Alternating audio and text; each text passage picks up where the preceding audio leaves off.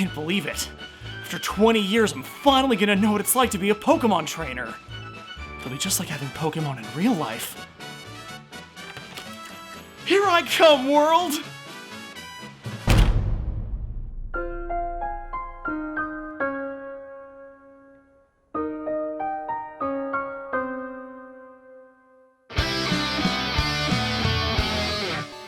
Hello, I'm Ilnej, and the servers are down right now, which means I have approximately 20 minutes before I'm back outside dodging traffic trying to catch a Snorlax. Pokemon Go launched just a couple days ago, and it's already consumed more of my life than I expected it to. I didn't really follow the news because I knew I was going to download the game on launch day anyway, but what I found is a surprisingly robust experience. That said, there are a few areas of the game that I feel could do with some improvement, and I don't just mean the frequent server crashes or the occasional bugs here and there. I mean improvements to the structure of the game as a whole to make the player experience more enjoyable once the servers get back up and running. So with that in mind, I've come up with 5 new features that I'd like to see added once Pokemon Go 1.1 launches, and they are as follows.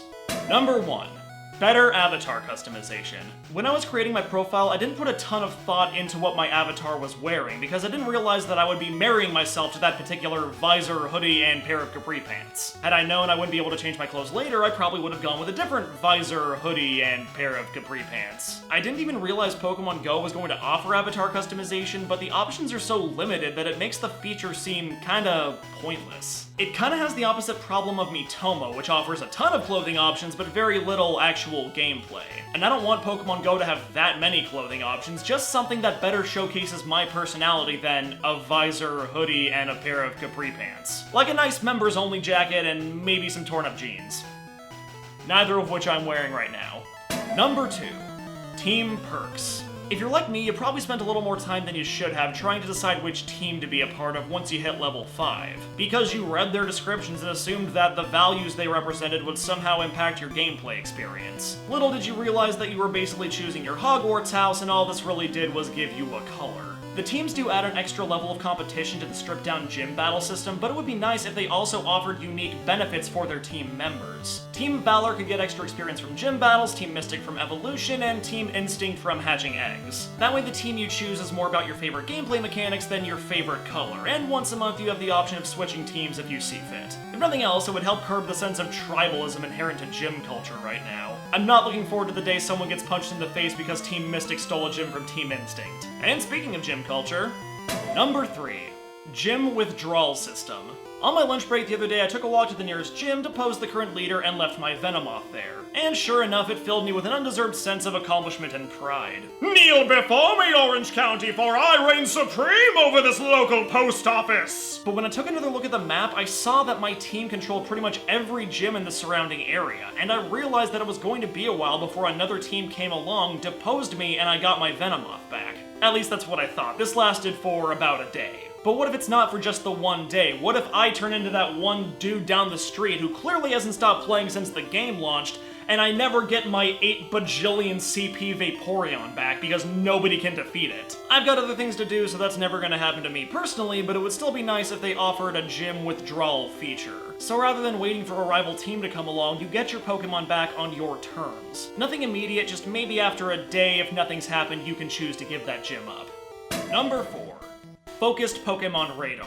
You know what's already gotten old all over again? Catching Rattatas! I'm pretty sure I've caught more Rattatas in the last 3 days than I have in 20 years of playing Pokemon. And obviously repeat captures are an important part of Pokemon Go because that provides you the resources to power up your Pokemon. But here's the thing about that, I don't want any more frickin' Rattatas! If capturing multiples of the same Pokemon is so important, then why not add a feature where the radar only detects one type of Pokemon? If I'm trying to level up a Growlithe, I'm only interested in finding more Growliths, so seeing a bunch of Pidgeys and Rattatas and Venonats while I'm walking around in the hot sun is only going to frustrate me more. At least this way, if I'm scrolling through the item menu and my phone buzzes, I'm not gonna exit the menu just to see another Pokemon I don't even care about. Or do the opposite, add a feature that blocks certain Pokemon from your radar, so as you're wandering around, you're still notified if a rare Pokemon is in your vicinity. And once that rare Pokemon pops up, number 5.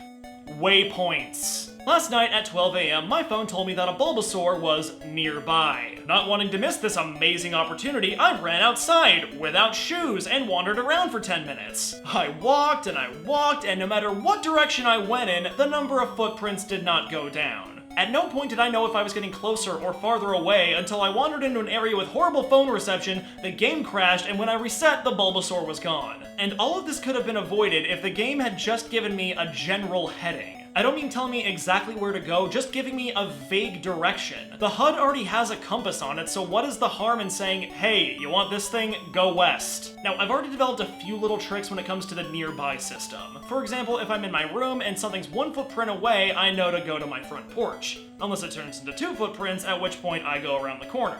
But nothing is more frustrating than a full nearby display and everything is 3 footprints. Because you know the road to that one Kabutops is beset with Ekans. And no waypoints detract from exploration because instead of appreciating your surroundings, you're just staring at your phone.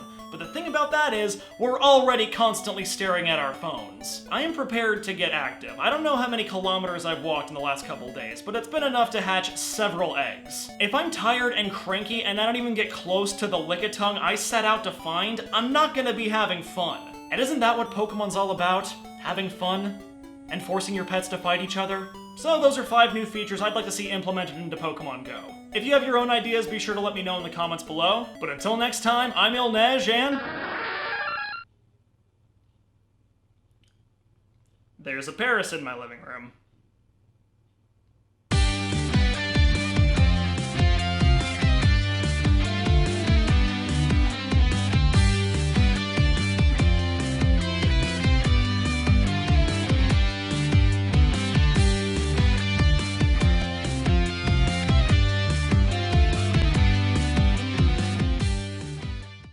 I just caught a Kadabra.